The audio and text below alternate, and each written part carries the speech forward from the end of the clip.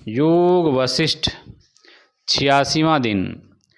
करणं कर्म कर्ता च जननं मरणं स्थिति सर्वब्रह्मैव नः अस्ति तद्विना कल्पनेतरा।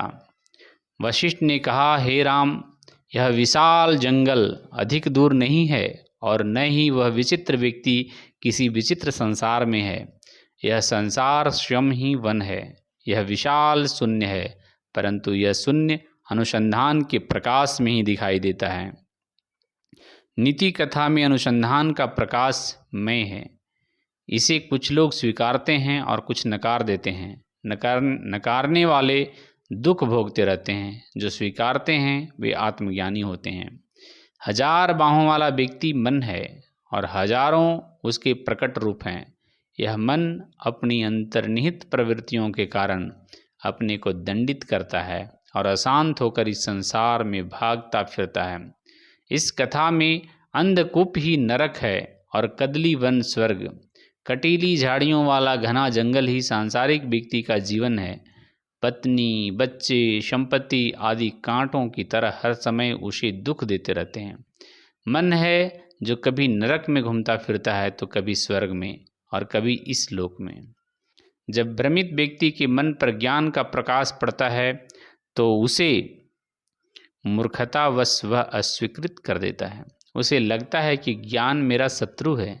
जब वह दुख के कारण रोने और चिल्लाने लगता है, कभी कभी उसमें कुछ जागृति होती है और फिर बिना ठीक से समझे वह संसार के सुखों को त्याग देता है। यह त्याग भी भारी दुख का स्रोत बन जाता है।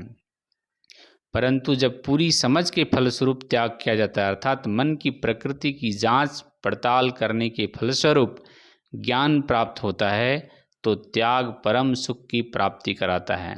ऐसा मन भूतकालिक सुखों की अवधारणा पर विचार करके हैरान होता है।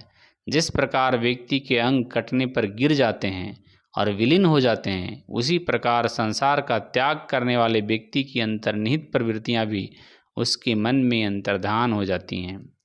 जरा अज्ञान के खेल को तो देखो, जो अपनी इच्छा के परिणाम स्वरूप ही अपने को क्षति पहुंचाता है और व्यक्ति को बिना प्रयोजन आतंकित करके भटकने में विवश करता है। जब ज्ञान की प्राप्ति हो जाती है तो व्यक्ति उसे चिरकाल तक सुरक्षित रखता है और अनुसंधान पूर्वक उसमें लगा रहता है, तो उसे दुख का अनुभव नहीं होता। अनियंत्रित मन ही दुख का स्रोत होता है।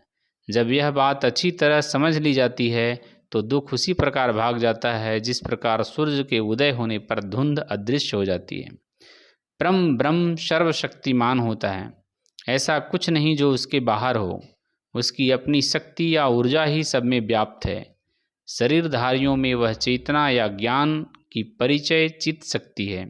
यह वायु में गति है, पृथ्वी में स्थिरता है, आकाश में शून्यता है और सर्जित जीवधारियों की आत्मचेतना की शक्ति मैं हूँ है।